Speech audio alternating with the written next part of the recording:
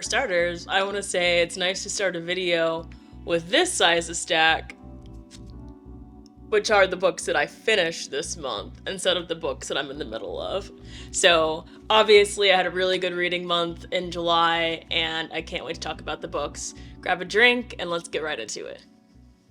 Hey y'all, welcome to or welcome back to my channel, StoryGraph Reads. As mentioned already, today is going to be my July wrap-up, and I'm going to start my wrap-ups moving forward with a few stats from StoryGraph because that app has done a great job with being able to easily track your reading. If you haven't gone on StoryGraph yet, do that. It's a lot better than Goodreads in my opinion, and you're also not supporting Jeff Bezos. So there's that. Starting with the amount of books I've read. So I read a total of 12 books this month, and the amount of pages that I read was 3,185. It's pretty great. It's pretty funny because even though there are 31 days in July and I only read 12 books, it says that my average time to finish a book is 2 days.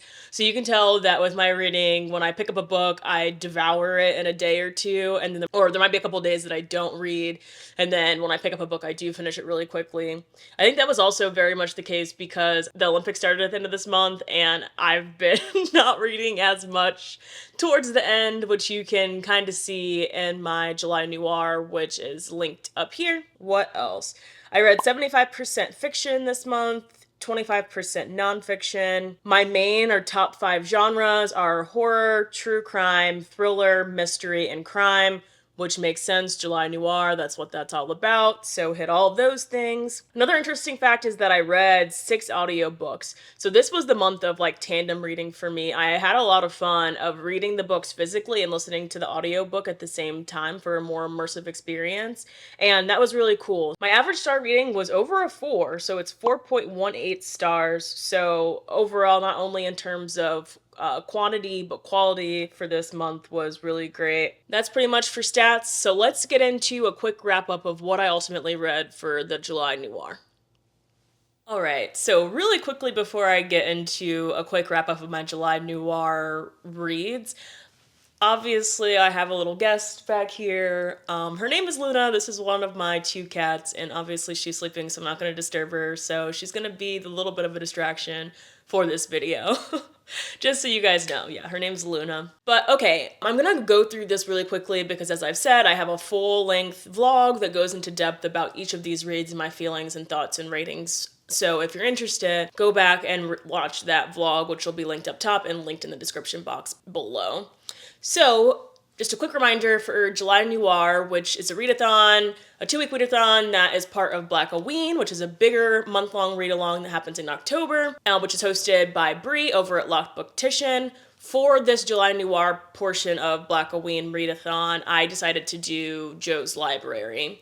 And quickly to go over the prompts and what books I read for that. The first prompt is read a book with a historical element, and I did finally read When the Reckoning Comes by LaTanya McQueen. Very much enjoyed it. So this is the one that I did have on my radar for that prompt and did get around to reading it. The second prompt on here is read a book that's a crime fiction.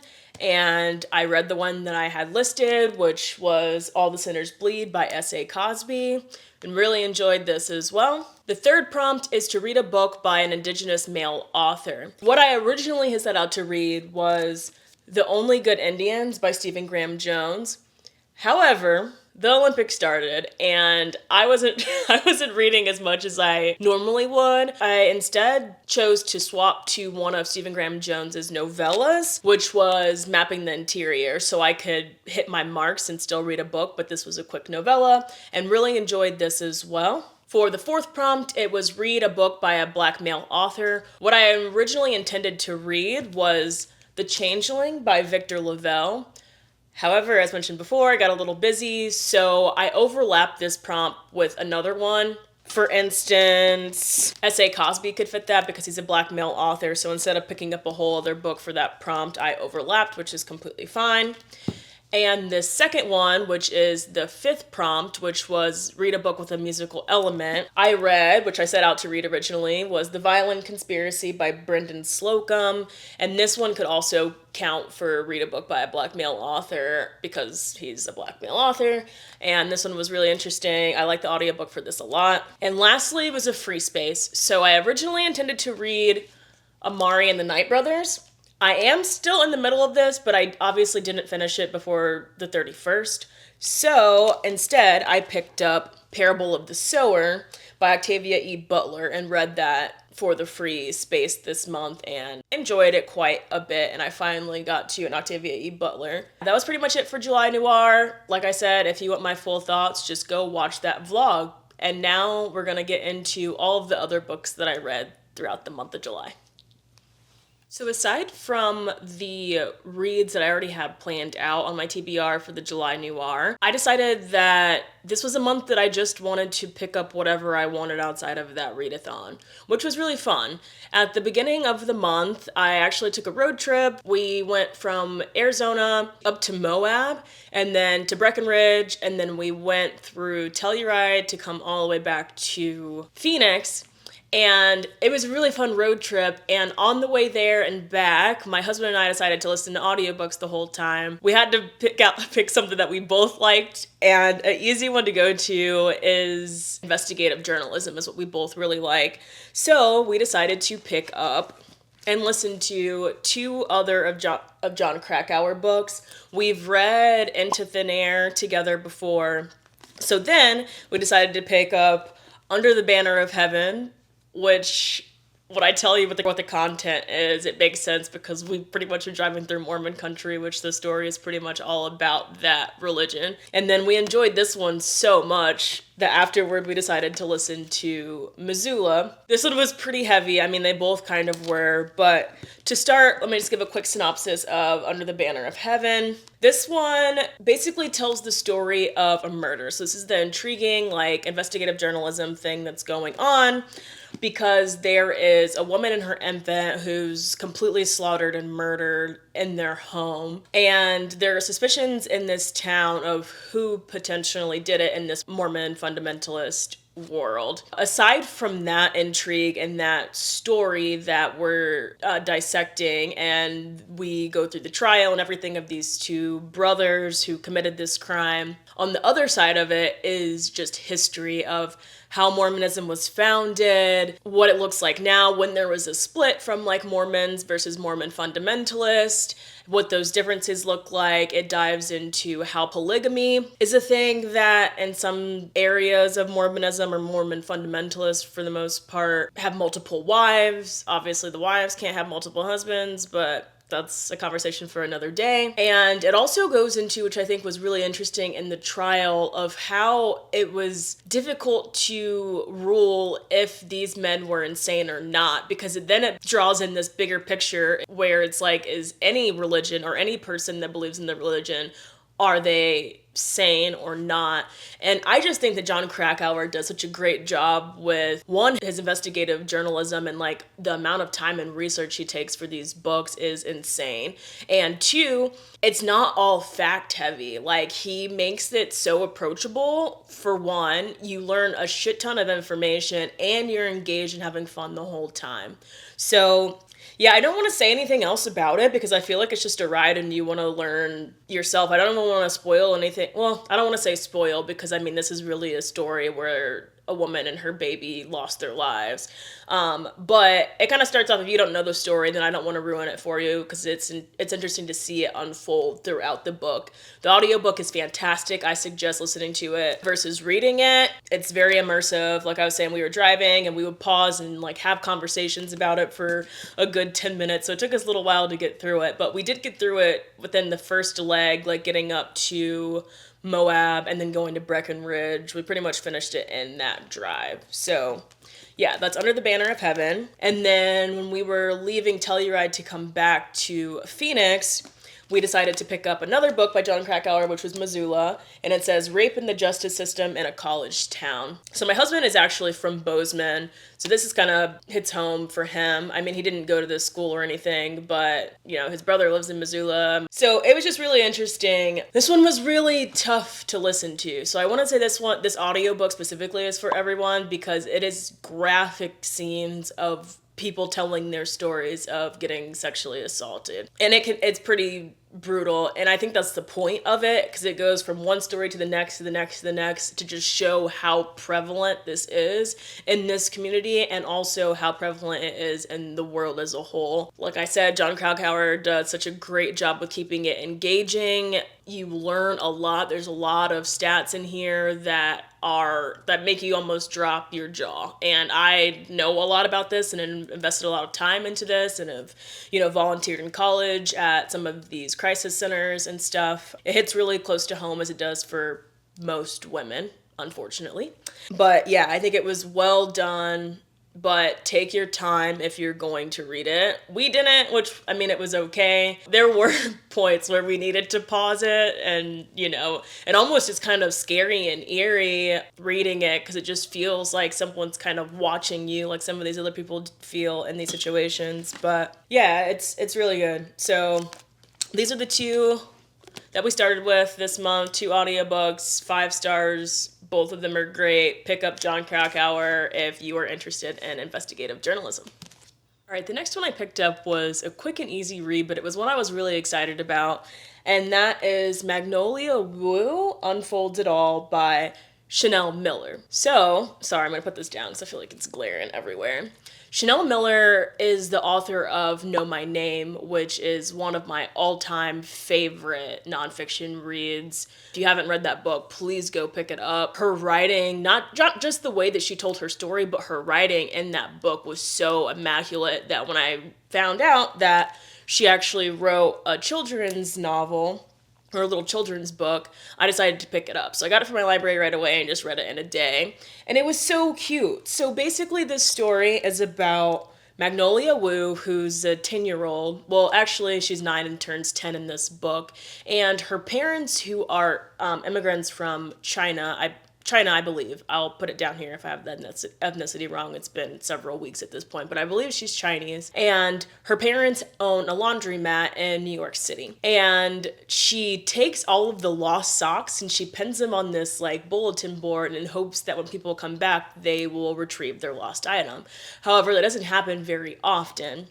And in this book, her mom's good friend who lives in California moves to New York City, and she actually has a daughter that's about the same age as Magnolia, and they become friends. So that new friend's name is Iris. And Iris and Magnolia decide that they are gonna go out into New York, and they go on an adventure to try to return each of these socks to their owner. So they're just like little detectives, which is pretty cute, and they take hints from what the sock looks like based off of the regular customers that Magnolia knows that come to the laundromat. It also dives into, some of the struggles that Magnolia and her family face from being Chinese American. It talks about some of their traditions that are different from a lot of her other friends that she sees. And it was just a really wholesome, cute book. So I gave it 4 out of 5 stars. There's also cute little drawings and stuff in here. I believe Chanel Miller is the one who draws them as well. I'll put it down here if I'm wrong, but I'm pretty sure that she does the illustrations as well.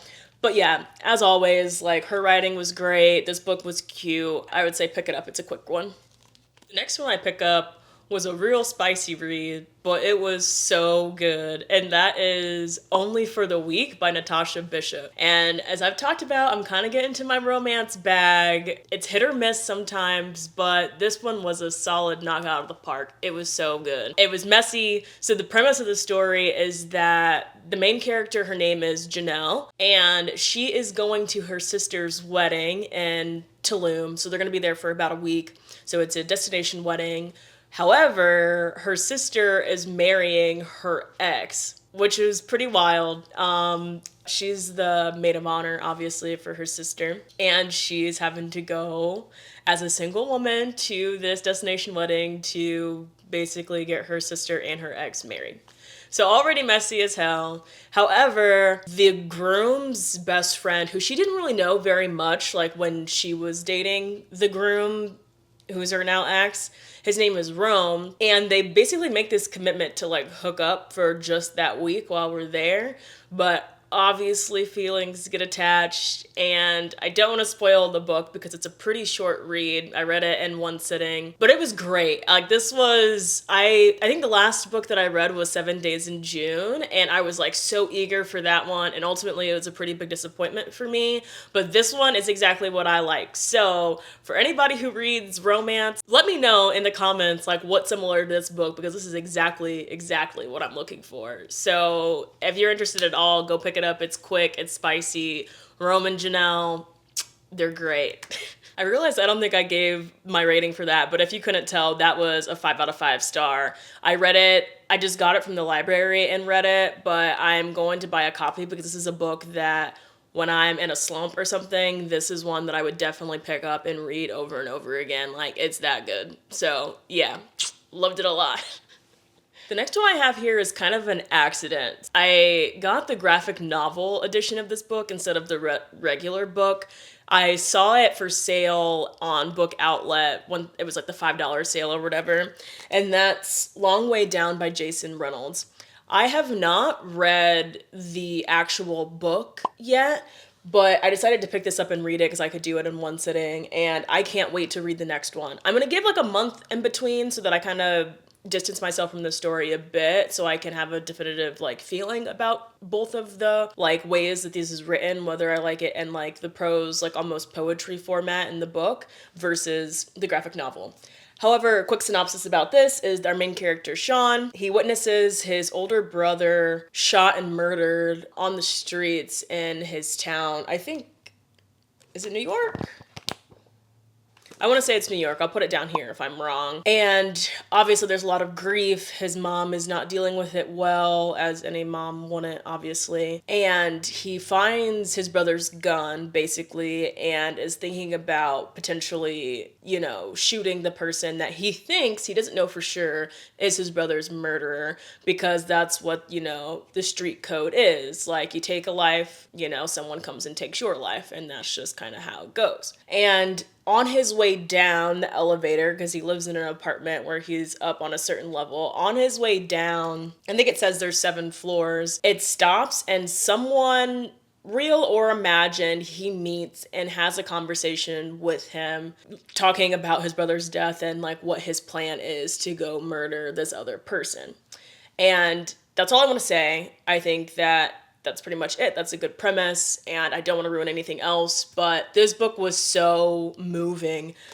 Jason Reynolds, this is my first Jason Reynolds book, I believe, and I can't wait to pick up the full-length novel and to pick up other things by him. The artwork in here was great. It's a really quick read. I don't think it was too, like, heavy-handed by any means, like, in terms of, like, lessons and things like that. Like I talk about a lot of times, it was done immaculately. It was so good. I gave this 5 out of 5 stars. So yeah, this is Long Way Down, the graphic novel by Jason Reynolds. The next one here I'm going to go over pretty quickly, but I do like to log like every single book that I've read. So this isn't one I would necessarily like suggest to a lot of people. It's just a personal thing for me. It's an older book. I think it came out in like the 70s or something. That's literally called Moneylove.